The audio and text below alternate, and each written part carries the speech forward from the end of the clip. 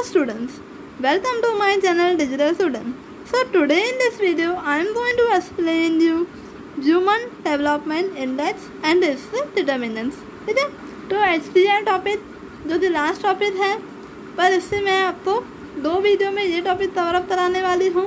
तो चलो स्टार्ट करते हैं ह्यूमन डेवलपमेंट इंडेक्स के बारे में. The most recent indicator of development is the human development index. ये क्या है? मोस्ट रिसेंट इंडिकेटर है.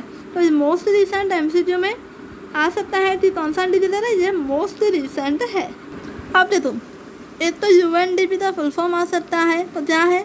यूनाइटेड नेशंस डेवलपमेंट प्रोग्राम, जो है presented the human development index HDR, human development report HDR इन 1990. ठीक है, तो यहाँ से 3 MCQ बन जा सकते हैं. पहले तो यूएनडीपी का फुल फॉर्म बताओ, HDR का फुल फॉर्म बताओ. और यूएनडीपी तो कॉन्सेप्ट किसने दिया?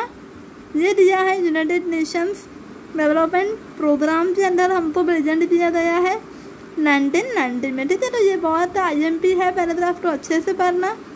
आगे, along with the economic aspects of measurement, HDI emphasized more on non-economic aspects too. मतलब कि PQLA में सिर्फ इकोनॉमिक फैक्टर्स जो थे उन पे ध्यान दिया जा रहा था. हमने उसकी लिमिटेशन भी पढ़ी थी. तो फिर आया HDI. तो HDI पे इकोनॉमिक और नॉन इकोनॉमिक दोनों पे जो है ध्यान दिया जाता है, पर मोर एम्फसाइज, ज़्यादा ध्यान नॉन इकोनॉमिक जो है फैक्टर्स पे दिया जाता है. ठीक है, आगे, improvement were introduce in the year 2010. Underline कर देना. In the year minimum and maximum value which were used to measure HDI since 1990. ठीक है, ये डबल बार लिख दिया है, तो आप लोग सिंगल बार लिखना. अब यहाँ पे ध्यान दो. तो इम्प्रूवमेंट तब हुई 2010 में. हमें बोल रहा है इम्प्रूवमेंट हुई जिसमें HDI में 2010 में, और फिर जो है मैक्सिमम और मिनिमम वैल्यू डिसाइड हुई, और फिर मेजर होने लगा HDI. ठीक है, जो कि 1990 में बना था. तो मैं आपको पूरा पैराग्राफ का पेज लिखा रही हूँ, आप लिख पाओ अच्छे से. देखो, पूरा तो नहीं आ पा रहा है, तो आप हाफ ऑफ करके देखो. पहले इतना क्लिक कर दो, अब इतना करो. Now we will understand factors, बोल सकते हैं डिटर्मिनेंट्स ऑफ HDI. ठीक है, तो इससे मेनली 3 डिटर्मिनेंट्स हैं. देखो, लाइफ एक्सपेक्टेंसी, नॉलेज या लिटरेसी बोल सकते हैं, एजुकेशन और गुड स्टैंडर्ड ऑफ लिविंग. ठीक है, तो पहले तो 1 मार्क में इसमें से क्वेश्चन बन के आता है कि इससे डिटर्मिनेंट कौन से हैं, तो ये आप नाम लिख देना. ठीक है, तो चलो अभी तीनों के बारे में ऐसे सेपरेटली भी आती है कि लाइफ एक्सपेक्टेंसी की बताओ, स्टैंडर्ड ऑफ लिविंग की मीनिंग बताओ. तो हर तरह से ये पैराग्राफ बहुत ही ज़्यादा इम्पोर्टेंट है. तो मिनिमम 2 बार तो ये देखना ही देखना और रिटर्न जरूर करना. ठीक है, तो चलो पढ़ते हैं अभी लाइफ एक्सपेक्टेंसी के बारे में.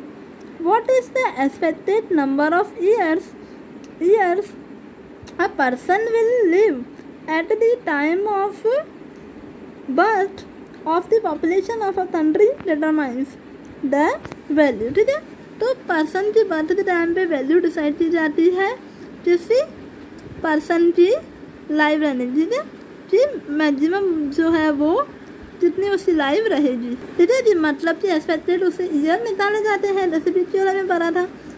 If is less than 50 years that country is said to B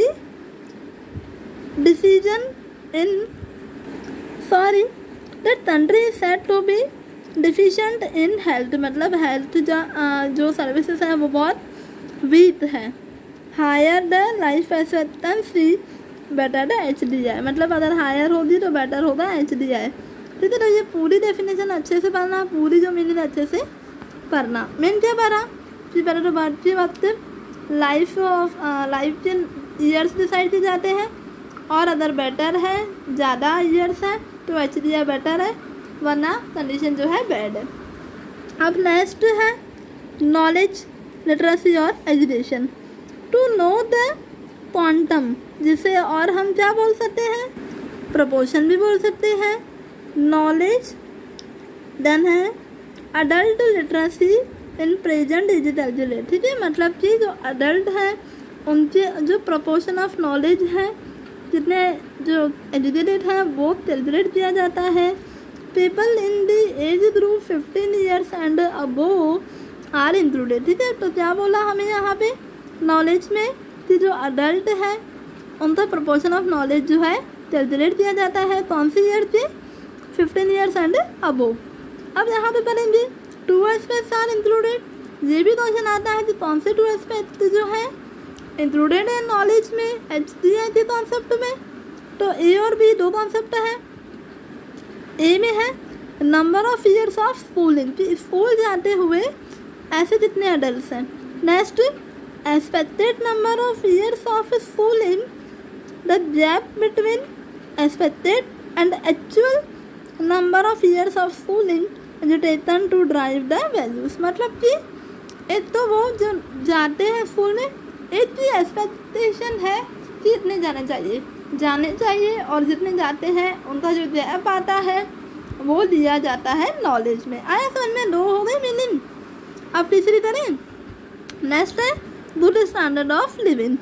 standard of living refers to the availability of pure drinking water, ठीक है। प्योर ड्रिंकिंग वाटर मिलना चाहिए, मेडिकल सर्विसेज, गुड सिचुएशंस, ठीक है, medical services जो अच्छी होनी चाहिए, मतलब। और हमें ये भी बोला है कि गुड सैनिटेशन होना चाहिए, मतलब कि साफ़ सुथरा होना चाहिए। आज बोला है infant mortality rate percentage of undernourished and malnourished children per capita calories availability per day, ठीक है। क्या बोला है कि जो पालन पोषण होना चाहिए वो सुविधाएं जो है बच्चों को मिल रही है कि नहीं। आगे बोला है mortality rate of infant below 5 years of age और प्रोटीन एंड फैट अवेलेबिलिटी। ये जो भी नेम है याद रखना, 1 मार्क्स में आप जब लिखोगे तो आपकी जो मार्क्स हैं अच्छे से गेन कर पाओगे। डिपेंड्स ऑन इनकम, ठीक है। अगर कोई पेरेंट्स हैं उनकी अगर इनकम अच्छी है तो वो क्या अपने नरिशमेंट जो है अपने चिल्ड्रन का अच्छे से कर पाएंगे, जिनके जो भी चाइल्ड होगा या चिल्ड्रन, सही बात है ना। तो इनकम पे ध्यान दिया जाता है। आगे है income index is that in which per capita gross national income is measured on the basis of PPP। PP का फुल फॉर्म क्या है? Purchasing power parity. आया समझ में? मैं फिर से बता दूँ, स्टैंडर्ड ऑफ लिविंग में हमने सीखा कि प्योर ड्रिंकिंग वाटर और बेसिक नेसेसिटी जो है मिलनी चाहिए, और जी नरिशमेंट जो है चाइल्ड का या चिल्ड्रन का अच्छे से होना चाहिए, और इनकम पे ये सब बेस्ड होते हैं, ठीक है। इनकम अच्छी होती तभी हम प्योर ड्रिंकिंग वाटर ये सब फैसिलिटीज जो है ले पाएंगे, और चिल्ड्रन का जो है नरिशमेंट अच्छे से हो पाएगा, पालन पोषण आदि ये सब चीज़ें जिस पे डिपेंड है इनकम पे। अब इनकम जो है कहाँ पे कैलकुलेट होती है? नेशनल इनकम में। नेशनल इनकम जैसे पता चलती है PPP, जहाँ पे हमने लिखा है ना, those national income is measured on the basis of PPP, purchasing power parity. तो यहाँ से हमें जो है पता चलती है कि परचेसिंग पावर जो है पर्सन का कितना है। परचेसिंग पावर से पता चलता है स्टैंडर्ड ऑफ लिविंग कितना है, ठीक है। जैसे कि एक पर्सन है A और एक पर्सन है B। A रिच है, B जो है मिडिल क्लास से बिलोंग करता है। A और B दोनों जाते हैं मार्केट में, दोनों जो है अपनी खरीदी या परचेसिंग के लिए जाते हैं। तो दोनों ने जो परचेसिंग की है आप खुद भी समझ सकते हो कि रिच वाले ने जो चीज़ें खरीदी होंगी और मिडिल क्लास वाले ने सेम तो नहीं होगी, कंपनी तो डिफरेंट होगी, और दोनों की जो नीड्स है अलग अलग होंगी, ठीक है। तो परचेसिंग पावर से जो है पता चलता है कि उनका स्टैंडर्ड ऑफ लिविंग कितना है, मतलब कि उनको जो ज़रूरत की चीज़ें हैं मिल पा रही हैं कि नहीं, ठीक है। तो हमने तीनों ये पढ़े टॉपिक, लाइफ एक्सपेक्टेंसी, नॉलेज और गुड स्टैंडर्ड ऑफ लिविंग, ठीक है। तो आई होप आपको ये तीनों समझ में आ गए और मीनिंग भी समझ में आ गई HCIT। इस वीडियो में हमने जो भी सीखा है अगर आपने अच्छे से समझा है तो थैंक यू वेरी मच, क्योंकि अगर आपने अच्छे से समझा है तो अच्छी बात है, आप इस वीडियो को एंड तक देख रहे हो, तो thank you very much again. हाँ, अगर आपको ये वीडियो पसंद आई है तो लाइक और शेयर ज़रूर करना, जिससे मेरा मोटिवेशन बढ़ेगा। अगर आप मेरे चैनल पे न्यू हो तो सब्सक्राइब कर लो, सब्सक्राइब करके बेल आइकन भी दबा लो, जिससे मेरे हर न्यू वीडियो की नोटिफिकेशन आपको सबसे पहले मिले। सब्सक्राइब का रीज़न मैं बता रही हूँ, सब्सक्राइब करने से आपको जब भी मैं न्यू वीडियो डालूँगी 12th की बहुत सारी वीडियो अभी भी डालने वाली हूँ, तो आपको अच्छी सी वीडियो बेल आइकन भी दबा हुआ होगा तो हर वीडियो की नोटिफिकेशन आपको सबसे पहले मिल जाएगी।